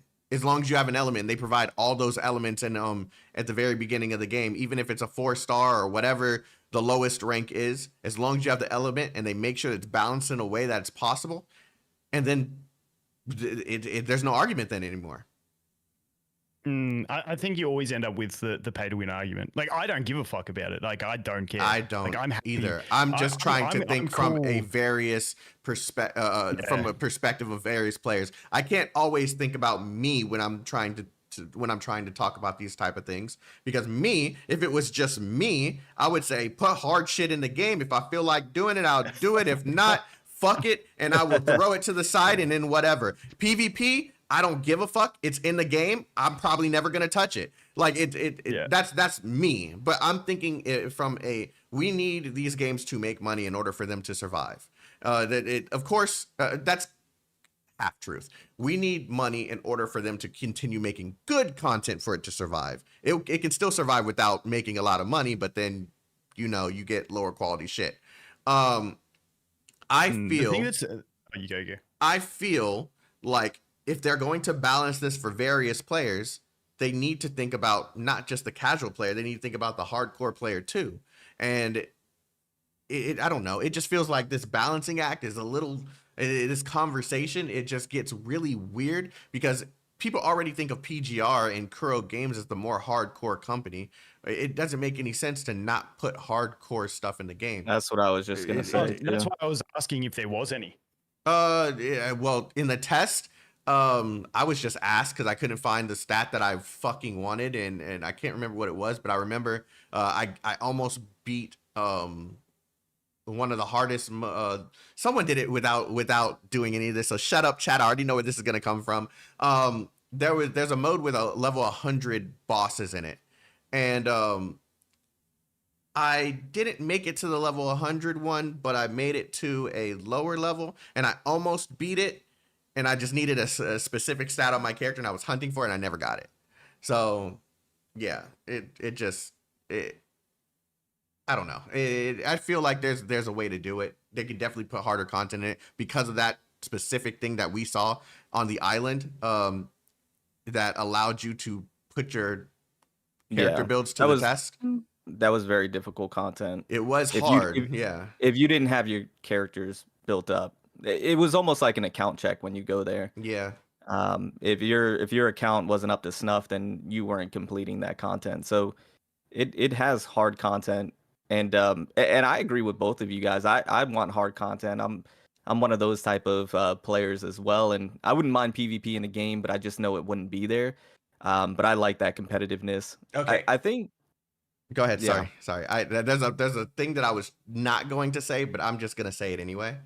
Get ready to cancel him, guys. Fuck it. Go ahead. I want this game to be the alt Genshin. I'm sorry. I want this game to be the alt Genshin. We have a super casual, hey, let's go collect flowers, story focused, beautiful scenery. I want this to be the alt Genshin, man. That's what I was gonna say. I want this shit to be hard. I want this shit to have difficult content. I want them to think about in game. I don't want them to be posting a fucking post later. We're not thinking about in game content because it's going to stress our players out. I want shit that is going to make this game stand out. Even though hardcore is kind of on the minority side, we can also have casual content in the game while also having hard shit. It just doesn't make sense to me. I will never understand this stupid argument. Thanks, Chaotik. But that's what I was gonna say. That's what I was gonna say is, don't you? At least I believe Wuthering Waves has that reputation of it being the more hardcore game in terms of the open world genre. Like, if you're going to be playing Wuthering Waves, you should be going in with the notion of knowing it's going to be more hardcore than, let's say, for example, Genshin. I feel like it has that reputation already. No? Yeah, Kuro game already has hard shit in their PGR. I right, see. and everybody knows that PGR is difficult, and they haven't changed or stepped back from that or reevaluated and say we got to make things easier. They're like, no, it's hard, and you're gonna play it and know it's gonna be hard, and you're either gonna like it or you're not gonna like it. Furthermore, they have what appears to be casual stuff in this game as well that they implemented. So why not just go ahead and implement some hardcore aspects to it also for the people that enjoy it? I just don't see why they couldn't do both. Yeah, and I think they are doing PGR both. Was before Genshin, wasn't it? Or was it after Genshin, the JP version? Sorry, what? Was PGR, the JP version, out before Genshin or after? JP? Same time as Global, I thought. I think he means CN. Okay, CN? CN. No, CN, it's sorry. okay. I was about to say what? CN a couple years before, I thought. Yeah, I thought it was before. And that's my only concern. Like, yes, that Kuro are that more hardcore type game, but my problem was since Genshin. I'm sure you guys have noticed because you guys play a lot of gacha games. A lot of gacha games since Genshin have been going that more hyper casual focus, and I'm just hoping that Genshin success didn't rub off on them in this sense, and they stay true to like their sort of name in that sort of aspect, if that makes sense. Well, Yeah, I think and of course this is coming from shitty memory. I remember when PGR was first coming out, they said that it didn't start to get hard until like after they kind of revamped the game a little bit. Like at first it was Kuro had like some sort of reputation or something, and they revamped the game and turned it into something that everybody loved. Like I remember that conversation with someone. So I can see them like saying, okay, we're gonna go down with this vision and this is what we're gonna focus on. And if that's the case, I feel like they should have that vision for all their titles to make a consistent image for themselves. Like I see Hoyoverse as a casual's wet dream. Like every game that they release is super casual friendly. Bro, I don't want to see Kuro do the same thing. I've really been meaning to grow on Twitter, and I'm just going to clip a bunch of your stuff and put out Genshin Impact, and I'm just going to grow like fuck. I hate you so much. I'm okay with being the critical one. I understand that some of the things I say is like fucked, but I mean, I feel like me saying these things and just saying them out loud, even if it costs me something, it'll hopefully make the games better. That's where I'm at with it. I don't give a fuck. I think what I would be satisfied with is like with the bosses as you increase the difficulty, because the worst thing for me is like it just being an HP sponge. But like if you increase the difficulty, they come out like with new mechanics each time you increase it. So like the lower one, they did some basic stuff, and then you increase it again, and something new that they showed that you didn't see before. Yeah, kind of like Chaotic noticed during the video, like the shortening of parry window. Like you can make bosses harder by making your reaction time required shorter. That makes it more fun, more challenging, without feeling like a bullet sponge. Exactly, and you nailed it. The parry window shortening. You know, you have to be tighter with your reflexes. Choice. Beautiful fucking choice. I think that would be a way, because for me, and I was just, while you guys were speaking, I was thinking, well, what do I enjoy the most when it comes to games and repeating the same thing over and over? And it's learning the mechanics, but also improving on my own performance in them as well, and being able to be more efficient at doing it. And so as you increase the difficulty, you add new layers to the boss in terms of, you know, the attacks that they do. You haven't seen them before, but also why don't you tighten that parry window? You know, before that timing was, 4 to 5 frame rates. Now it's, 2 to 3, just as an example. And what I would you just gave me an idea. Or remove the fucking circle from the harder versions of the boss. Oh, bro, that would be ridiculous. That would be nuts. That would be rough. Remove the circles, bro. You're starting to make me think of the skulls in Halo. You remove the HUD, and you got no HUD now, and you can't even see your health bar, your energy bars. Right. No, I mean but that's true. Like if you remove the parry window and now you have to go off of just pure reflexes and your timing. Mm-hmm. I mean that, and then that is like the ultimate, the highest level that you can get to. And of course, increase the damage that they're doing to you as well, and maybe increase their health a bit.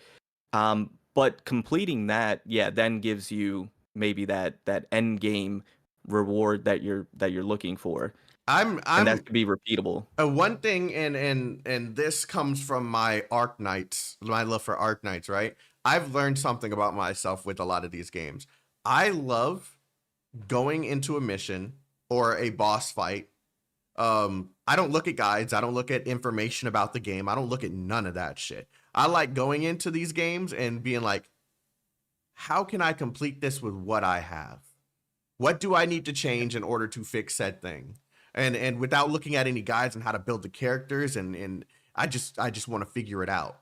And with me, I've literally sat there for 5 to 8 hours in an Arknights mission that to some people is easy as fuck, but me, I'm sitting there for hours trying to just figure out this one part. Dude, it's so satisfying to finally get that one thing, and it leads to a victory. And Dragon, you're saying, guys, you have to think about mobile players too. They do, with lower difficulties. Well, not even that. There, you can be a skillful mobile player. Can I just say PGR was easier for me on mobile than it was on PC, on emulator back then, because they didn't have the PC client. I don't like that argument of not being good on mobile. It's just I'm trolling, bro. I was trolling. The game has to be designed well, but like PGR, I can't remember. It was like the final boss when it launched, and I remember doing like the no damage comp with just the free units that you started with, and that was like fun as shit. But yeah, PGR was 100%. I played on mobile every time I played, because on PC I just could not do it. Like I didn't have enough keybinds and brain space for those keybinds. I'm the same way. I feel I've gotten to a point where mobile is easier for me than a controller. It's really weird. I sit here and play on mobile phones all day, but when I got back on to playing Call of Duty the other day, I hated myself. I couldn't aim. I was like, where did the years of playing this game go? Right. I don't know. Mobile games have become that much easier than having a keyboard and mouse or a controller these days. Of course, I'm gonna have to readjust when Relink comes out, but whatever. Like it feels very different playing on mobile devices these days. I can literally play a shooter and have no problems. And how do you guys feel about, even if you had the best character in the game and you're completely decked out to the max, but that highest difficulty boss, once again, we talked about the parry window going away and stuff like that, but the damage they do, like you get like 2-shot, even if you had like the most decked out account. Is that something that you think would be a deterrent for people? Because for me, I would like it. Okay, that's my hardcoreness coming out, because it would make me want to come back and that's what I was just about to say. And be able to. I'm thinking replayability with that. Like you're getting 2-shot, because the thing is, you're gonna have those whales that just completely decked out their account, but if they're not good, they're gonna no matter how decked out your account is, you're still gonna get 2-shot. I'm gonna tell you something. This is something I realized from talking to Vulcan so damn much about like free to play versus pay to win. I consider myself a dolphin. I in most games, right? And I don't spend on every single one of the games that I play. I've reached a point where if I want a challenge in a game, I spend on cosmetics only, just to support the company. I'll maybe the battle pass, cosmetics, just to support the company, because I'm getting my satisfaction out of the game. I would love that shit. Because I literally wouldn't good thing. I wouldn't spend so much money on the game in terms of getting the characters. I get the character, and then I wouldn't like continuously ramp up my account with money, right? And I just go in and try my best to defeat this thing and find better ways to defeat it. Like you've actually led into a whole new topic there that I'm curious if you guys have any insight into. Yeah, go for it. Which is like, how is the pay to win? Because if gear is infinitely farmable, like that's always the advantage whales have, is that they refresh stamina and they can get gear. Like that's the way whales have the main advantage over characters. That was my argument earlier. That was my question. So in that aspect, it's not that pay to win at all. But and I guess the only thing that I was really thinking of is like getting, I forget what they're called in here, but I guess eidolons or constellations, essentially. But no matter how many constellation or eidolons you have, if you're not good at the game in terms of knowing the mechanics, your dodging, your reflexes, you're still going to get 2-touched, no matter how many constellations you have on that said character. The people in the chat are saying the dupes, which is a good point. You having multiple dupes of a character will make that's you what I was referring to. significantly strong. Okay, yeah, will make you significantly stronger. I misunderstood. Like you what would you be were able to saying. do more damage to the enemy. Yeah, that's a given because your character should be able to do that. But if you're not good at the game, like if you don't know the mechanics and understand the depths of your character and what the boss is that you're facing, and you still get touched, you're I taking hate how damage you no matter use what. touched like that, bro. I'm so curious to see. This is This the other guy's mind's thing. always in the gutter. This is another one that gets me really curious is the summon income. Because like I think one of the big things and one of the massive things for Punishing Grey Raven when it launched was if you manage your resources well, do everything, you Right. can actually get every character. Right. Yeah. Like I'm curious to see if it's the same here. Like whether like if you're free to play, you start from day one, you can actually manage your do that, or whether they bring it back. Because the other thing that you got to remember is this game's a lot more expensive to develop. So at the end of the day, they do still need to make money. But then on the other hand, it's like if you get the player base and you get enough players, people will spend anyway if you make a good monthly pack, the welcome pack type thing. And then obviously people are going to whale if they start loving your IP and loving the characters. But it's just I'm going to be so curious to see the free-to-play income. I'm not expecting anything either way. I don't care either way, but do you guys have any thoughts? It's an easy solution, and I say this about every game, every single one. Cosmetics. Throw it like, dude, we already charge people $15 to $20 per cosmetic. Like, just throw a whole bunch of dope ones in there, and like that's a money maker. It's an easy money maker. If you really want money and you want to keep the game to a point where everyone still feels like it's somewhat balanced, cosmetics, whether it's weapon cosmetics, outfits, it's an easy solution. I don't think you make the same revenue as a pay-to-win game by having just cosmetics. That's true. Right. But why does it have to make as much money as do we want it to be like Nikkei? I'm still sitting here at level 160 block. Here's my thoughts. I don't believe it's going to be as generous as PGR, but I don't think it's going to be as, I don't want to say egregious as Genshin, but as bad as Genshin is. I think they're going to be modeling the gacha similar, but I think they're going to be more generous in the aspect of how much premium currency you can actually gather from it. But yeah, I don't think they're going to be as generous as PGR is. But furthermore, I also think that with Wuthering Waves, just like with Genshin, the fandom is going to be far greater, because with PGR, it's a very tight-knit community that's very dedicated and loyal, and it's very hard to get newer players into that game. But with Wuthering Waves and the hype behind it, I think they're going to have the audience, a far larger audience, and you're going to see, daily Gion for Twitter pages and stuff like that. and people spending, I could see people spending a tremendous amount of money to get E6 Gion or E6 whoever, their favorite character in this game, because it's going to be, I think, not as on the same scale as Genshin per se, but very similar. I don't even feel like the banner was I wouldn't say it's egregious. I'd say it's what we come to expect from these large scale gacha games, right? Yeah. So I'd say that it's like par of the course. Yeah, like we expect this by now. Anything more generous than that is like icing on the cake for a game, but I don't expect this game to have a very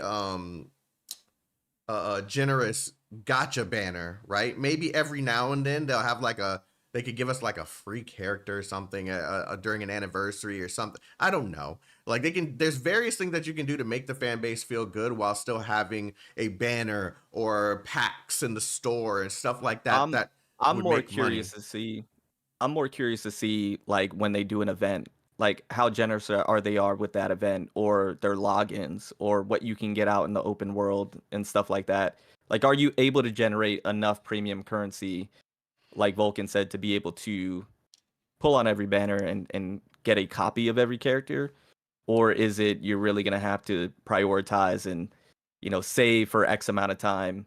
Having copies of characters is a whale thing. This Not is a copy. I mean, one copy, Okay. getting one character. Okay. To get the character, I should say. Okay, I was about to say, because when you not say copies. having multiple versions of one character, then you're kind of going above your means in a way. Like, you don't need that in order to complete all the content in the game. You can have base level, and then you just level them up and get your weapons and stuff all built, and then you should be able to complete everything in the game. It's for the people who want to E2, E3, E4, E6, E20 a character. And like, those are the whales. That's all whale stuff. Like, Yeah.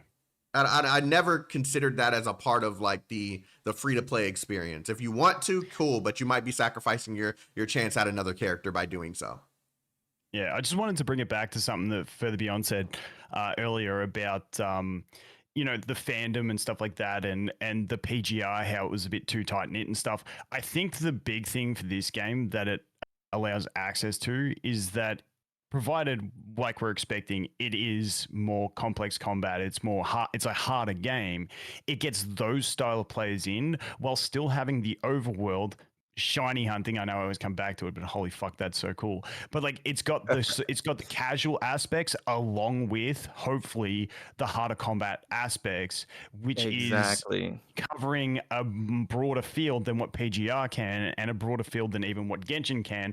I still don't think you outsell Genshin, well, maybe for like launch month, but you don't outperform Genshin, because that was just its own case. Like, when it launched, like it was just insane. I feel like it has access to a larger addressable audience due to having both sides of the coin. First, let's just address this, because it comes up in every conversation that we have about any open world game that comes out. There will never be another situation of a perfect storm like there was for Genshin.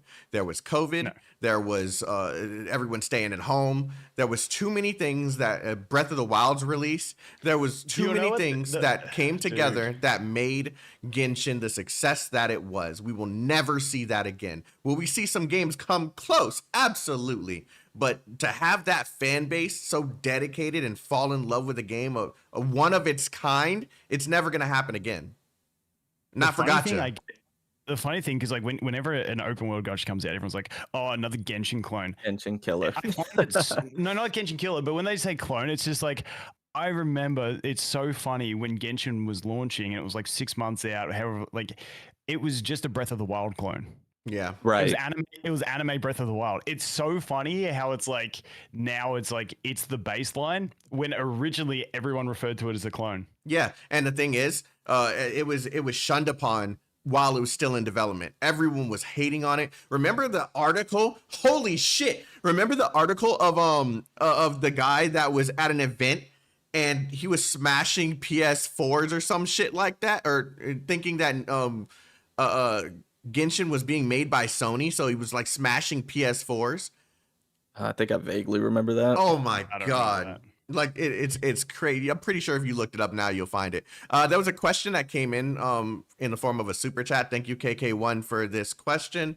They wanted to ask, new characters join standard banner, good idea or bad idea? Thank you for your question, bro. What do you guys think? Good idea for me always. I really hate the whole fucking exclusive banner. Now you got no chance to get them unless we do a rerun. I just absolutely hate that. I really like what Ether Gazer implemented, where they have. I was gonna say that I hate you. Yeah, they have some 5-star characters that are standard and limited, and then they have other characters that are just simply limited. But what makes it even better is that the ones that are standard, you can actually even farm them to get them transcended even higher, so you can get additional copies of them if you wanted to. I think that's a fantastic system. So that way, free to plays, they're eaten, and are, pay to win are eaten as well. I think that's, and they can still generate revenue that way. How does it work? Like, all those characters have an opportunity to creep on you, like when you're trying to pull for another character. So like, let's say Lingguang, for example. I'm not sure if she's on this list, but Lingguang, if she's on the standard banner, there's an opportunity for you to get Lingguang when pulling for a standard character. Like, right. And if you lose your 50-50, right? That's how it works. So, so for those who don't understand what that means, Ling Wang's one of the most sought out characters in Aether Gazer. So she's a 2.0 character. You can literally get her just by pulling on the banner, I believe. I think she's one of those characters. I believe I would have to double check. Yeah, I think she's one of those characters. I know what's the other one that's come that's out with her? Jinwoo is Jinwoo. I think that's who you're talking about. That is who I'm talking about, the yellow one. Yeah. Okay, so Ling Wang is completely limited. Okay. Jinwoo is the standard one, and you can get her on the standard, but then you can lose your 50-50 and get her as well. But she's arguably the best character in the game, like the best DPS in the game. And then you can farm her and be able to get even more copies of her as well. So I think that's just a very generous way to be able to do it. Once again, to generate revenue, and both free to play and pay to win are eating. So. They could also do it the same way that Aether Gazer does. I think it's through the roguelite. If you continuously farm the roguelite, there's a store with some limited like shards there. Right. It'll take you a super long time. Oh, okay. It'll take you a super long time, but yeah. That's one way. Mm-hmm. Dude, I would love to see. I always call it a Devilmon system because I played Summoner's War for so long. But like a universal dupe system in like one of these bigger games where it's like maybe once a month you have access to a universal dupe that you can put into any character you like.